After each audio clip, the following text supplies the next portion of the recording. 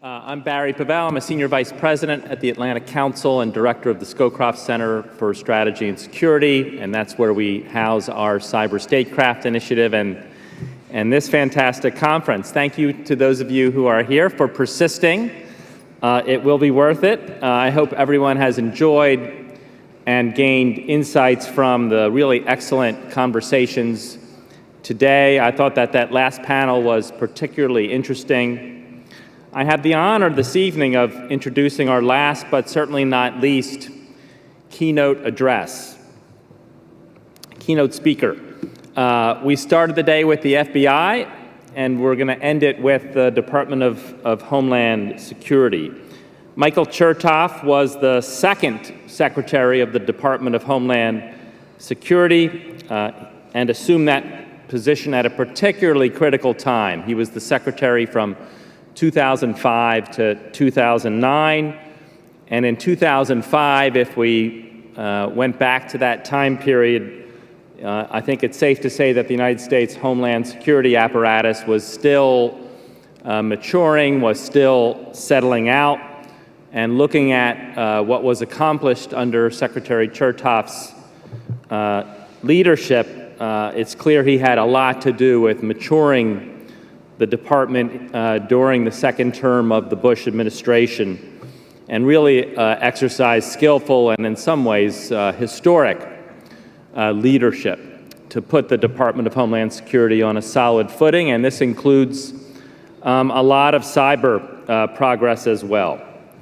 Earlier in his career, he served as a federal judge and also as head of the Department of Justice's Criminal Division. Secretary Chertoff also is the author of the recently published book, Exploding Data, Reclaiming Our Cybersecurity in the Digital Age. Please join me in welcoming Secretary Michael Chertoff.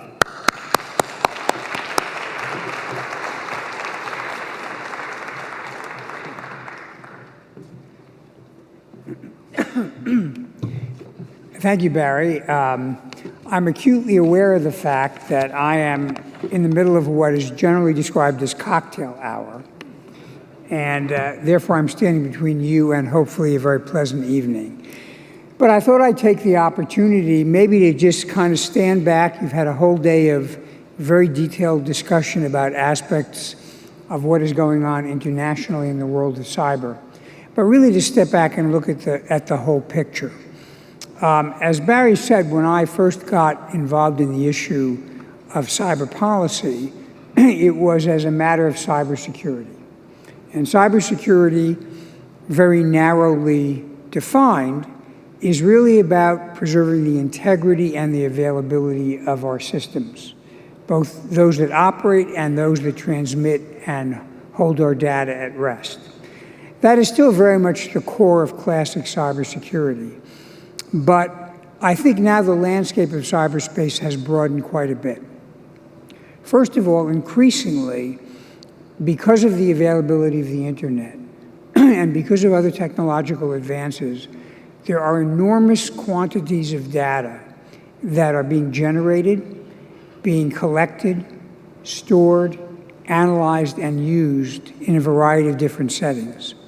And how that data is controlled and the use that's made out of it becomes an issue that, while related to cybersecurity, is distinct, because it's not just about whether you can protect the data against theft or disruption, but it's about whether you commit yourself to using the data in certain ways and forbear using it in other ways.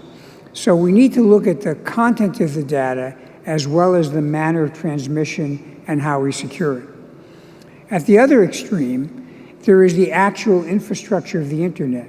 I'm always amused when people talk about the cloud because it kind of conjures up the idea that the data is being held somewhere in the sky.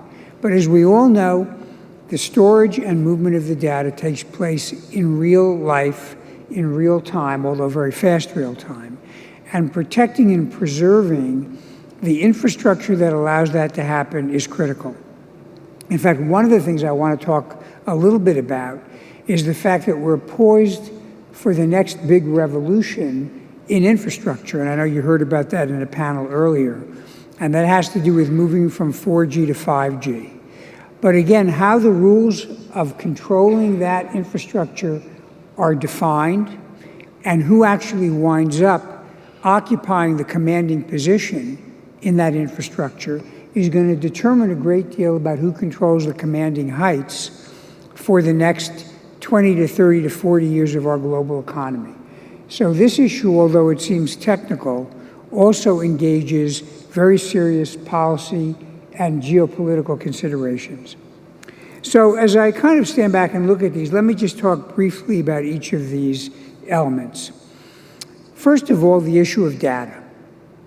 The reality is, to a far greater degree than most people understand, we generate an enormous amount of what I call digital exhaust. Everybody understands if you get on Facebook or if you perform a search and you sign on to allow cookies, that you are generating data about yourself. But most people don't realize how much data they're unthinkingly generating. So for example, I'm wearing my Apple Watch. That generates things about my running times and my heartbeat and things of that sort. And that gets uploaded to an app. And I make a decision that I'm willing to accept sharing that data because the value to me of having the data collected is, pretty significant.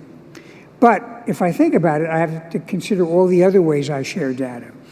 The location of my phone is data that's constantly being shared.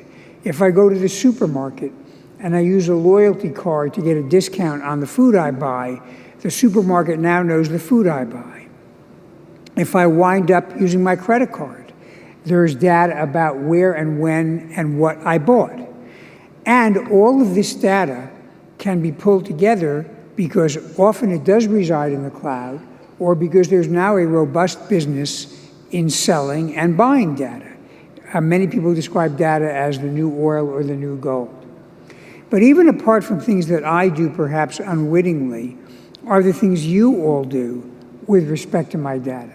So if any of you are going to tweet about what I'm saying, that's going to indicate to somebody who has access to Twitter that I was here at this time.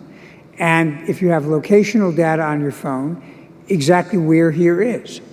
If you wind up recording some of this or taking a photograph with me afterwards, that is going to be more data that gets uploaded. So that in many ways, unlike George Orwell's 1984, the surveillance that we are beginning to see growing and growing in our daily lives is not being run by the government, it's being run by each other. It's as if there is not really a big brother, but we're all a lot of little brothers and sisters surveilling ourselves and surveilling each other. So what are the implications of this? Well, much of our personal security and our freedom depends upon how this data is used. And we typically talk about privacy in the sense that we're trying to keep information hidden or secret. And for the reasons I've stated, that becomes a very, very challenging thing to do in this day and age. But what's more important than keeping it secret, and that ship has sailed, is what happens with the data and how is it used. Is it used as a way of manipulating you, coercing you, or incentivizing you to behave in a certain way literally every hour of the day? When I wrote the book that Barry mentioned, I was positing a world in which insurance companies insisted on collecting, or that you turn over your data, measuring your exercise and what you eat and other things like that, as well as your heart rate and your vital signs, and they would adjust your premium depending on whether they thought you were having a healthy lifestyle or not. Within a matter of a few months after the book came out, insurance companies were doing that. And employers were doing it too, insisting they wanted to see how healthy their employees are. And then, remarkably, in the last 2 weeks, there was a story in the newspaper about a new app called Ovia. Ovia can be offered by employers to female employees who are interested in conceiving a child or maybe pregnant.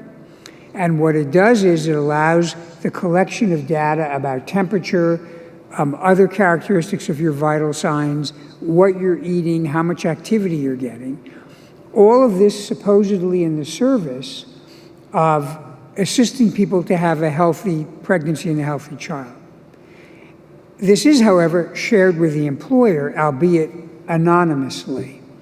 And I have to say, I really wonder how comfortable I would feel if I were a woman who was thinking of having a child or pregnant in having this kind of data out there, even if I was told no one was going to associate it with my name. So that shows you how far we've come, even in the years since I've written the book. And therefore, I think one of the big challenges we have is to begin to talk about a way of managing data globally. The Europeans have created the GDPR, the General Data Protection Regulation. We're following somewhat similar paths in California and Vermont. But more and more the issue of what is the standard of giving people control and notice about their data is going to become, I think, a global issue that we all have to deal with. At the end of the day, there are some fundamental disagreements. I think we can probably agree with many Western liberal democracies on a roughly similar set of rules about how data ought to be controlled. But again, as reported pretty widely in China, there's now a social credit score where the use of the data, coupled with facial recognition and who your friends are and all the elements of your life, can be used to characterize whether you are a good citizen or not a good citizen. And that is, at least for people, I think, in the United States and in the West, a fairly chilling thought. So this is going to be one of the big challenges that we face with cyber engagement, is how do we come up with a set of rules on notice and control of data that at least appeal to a significant part of the world, even if there'll be some parts that don't sign on. And that brings us to the second challenge. How do we deal with the law and the policy and the rules in a world where law is still a matter of individual sovereign nations, but the data is global and moves all over the world? And we see this tension increasingly with the issue of sovereignty coming into conflict with the idea of a seamless, globally available internet. In some cases, for example, and this applies to the United States as well as other countries, when a court in one country authorizes a prosecutor or an official to get data about a citizen, the data is not in that country. The data may be in another country. And although some people argue, well, it's like a bank, the bank's always requiring to turn over its own data when it does business somewhere.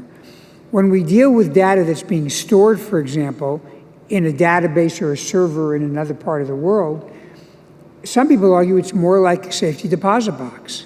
A judge in one country can't require a bank sitting in another to open up a safety deposit box. You have to go to the courts of that country. More challenging yet are the rules where we have different standards about what is permitted to be transmitted and accessed over the internet. In this country, we believe in free speech.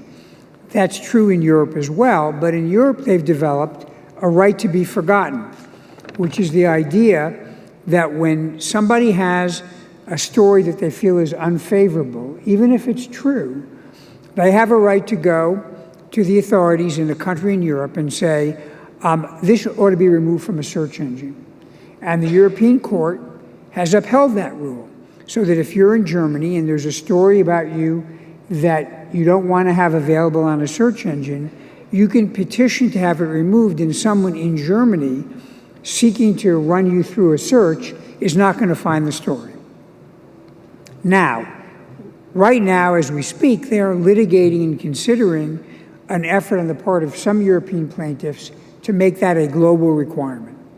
So if you're a German and you want it off the search engine, if the court rules in favor of this approach, they would require Google or Yahoo or another company, on pain of being punished, to remove it from a search engine all over the world, including for an American accessing from Washington. And I know we say to ourselves, well, wait a second. We have freedom of speech. The idea that a government, let alone a foreign government, is going to order us to take data off and not allow truthful speech is a little bit troubling, to say the least. But again, the issue of how we reconcile sovereignty and the fundamental values that underline our sovereignty with the global nature of data is going to be a critical issue for how the cyber economy works in the future. If we don't get it right, we are going to wind up with multiple internets that are national or local in configuration, and much of the economic value will have been dissipated. Yet another issue, as I mentioned earlier, is the actual fundamental infrastructure and core of the internet. And that involves at least a couple of things. One is the physical infrastructure that it makes the internet available and preserves its integrity, whether it's cables, servers, wireless equipment, things of that sort. The second are the protocols that allow the system to operate, and that is largely contained in the domain name system, which is essentially the directory, the telephone book for the internet, that allows us to use the protocols to transmit from one place to another. Both of these are essential if the internet as a whole is to function. And in a world in which we have criminality, but frankly also state-sponsored harmful activity on the internet, the question is, what are the rules of the road that have to apply that would apply similar to the way the Geneva Convention applies when we're dealing with physical warfare? Now, right now, I'm the co-chair of something called the Global Commission on Stability in Cyberspace, which is a multi-stakeholder group sponsored by both the private sector and a number of governments that is trying to look at what are kind of core principles and norms for the basic functioning of the internet that private and public bodies ought to sign on to and honor in much the same way that we honor rules about free use of the oceans and the seas. And the first and most fundamental norm that we have proposed is the protection of the public core of the internet. Literally the physical structures, the cables and servers, and the DNS system that allow the internet to function for everybody. The idea here is, much as in the physical world, we don't bomb civilian power plants when we're involved in conflict because it violates the laws of armed conflict, we ought to have a similar set of norms and ultimately rules for cyber conflict. This is not merely a theoretical issue. Many of you will have read stories recently about a previously undisclosed hacker group that has been carrying out a series of attacks on government agencies in 13 countries by corrupting and hijacking the DNS system so that when people think they are pinging a website, it's actually being misdirected to a website that's controlled by these hacker groups. This is exactly the kind of conduct that we all need to band together to suppress and to defend against. And as we talk about the need to protect the public core in terms of criminality, we also should consider the next generation of technology that is going to support the internet, and that is 5G. This is going to be important not only because the security of the internet is no better than the security of the actual hardware and software that allows it to operate, but also because the ability to compete globally is going to depend upon having free and fair access to this infrastructure.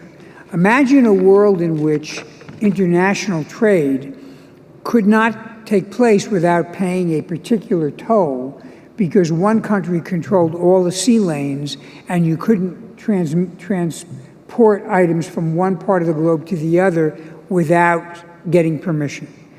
Well, that is potentially an issue we need to consider about with 5G.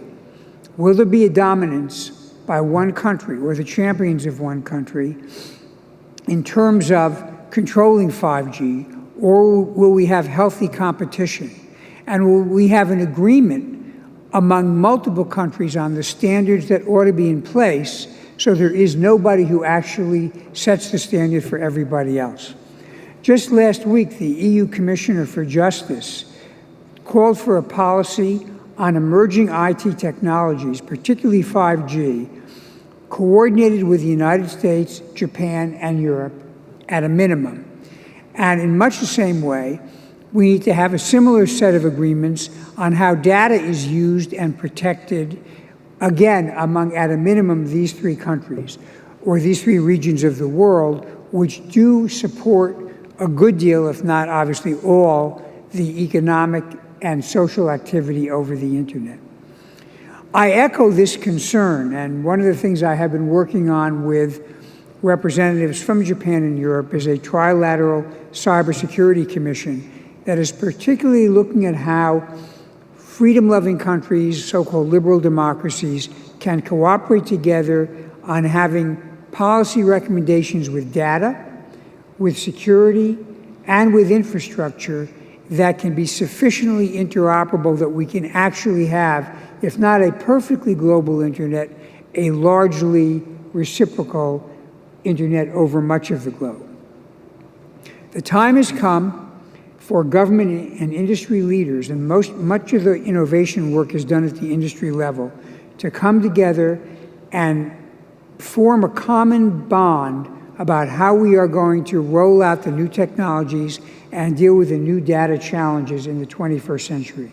As we've seen rather dramatically in many countries in the world, if you don't pay attention, problems tend to sneak up on you. And Exhibit A are the experiences a number of countries have had with respect to election meddling over the last several years. Meddling that involves not just hacking and interfering with the electoral process in terms of infrastructure, but the manipulation of social media and data analytics in order to allow disruption and destruction of some of the social cohesiveness which underlies our democracies. So it's terrific to have people here looking to increase cyber engagement, looking to increase that engagement on an international level. There'll be some profound differences between some parts of the world and others. I think we can agree on some things, maybe universally. Others we may wind up going in somewhat divergent ways.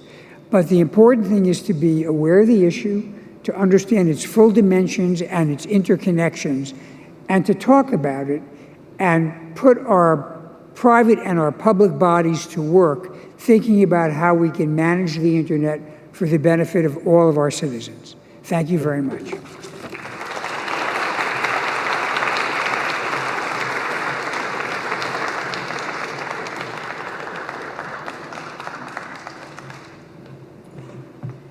Thank you, Secretary Chertoff.